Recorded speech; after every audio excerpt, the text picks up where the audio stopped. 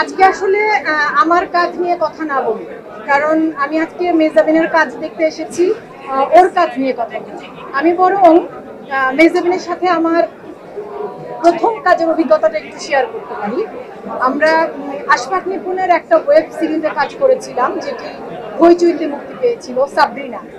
তো ওই সিরিজটিতে মেহজাবিন সাবরিনা চরিত্রে অভিনয় করেছিল। আরো একজন অভিনেত্রী, খুবই ভালো অভিনেত্রী অর্ষাও আরেকটা চরিত্রে অভিনয় করেছিল, সাবরিনার আরেকটা চরিত্রে।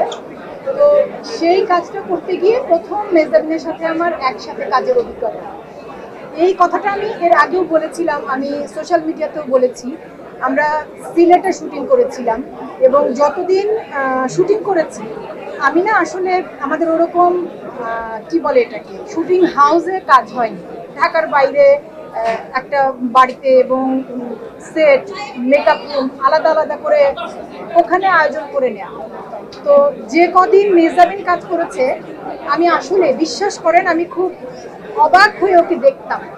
মানে সারাটা দিন একটা মেয়ে চুপচাপ স্থির হয়ে বসে আছে, কোনো কথা নেই, কোনো আওয়াজ নেই, কিচ্ছু নেই, নিজের মতো নিজের মধ্যে আছে। যখন ক্যামেরা অন হচ্ছে তখন একটা অন্য মানুষে পরিণত হচ্ছে।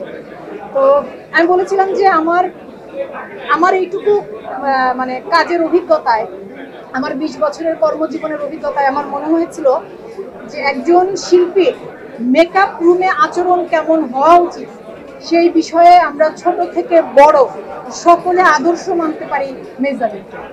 তো আমার ভীষণ রকম শুভকামনা, ভালোবাসা। ওর প্রথম সিনেমা মুক্তি পাচ্ছে এবং এবং শঙ্খদার পরিচালনা সম্পর্কেও আমরা জানি। এর আগে আমরা চরকিতে শঙ্খদার গুটি দেখেছি, খুব ভালো একটা কাজ। এবং আমি আশা করছি প্রিয় মালতী শুধু মেহজাবিনের প্রথম চলচ্চিত্র হিসেবে নয়, একটা দারুণ সিনেমা হিসেবে আমাদের মিডিয়ার সিনেমার কাজের ক্ষেত্রে জায়গা করে দেবে।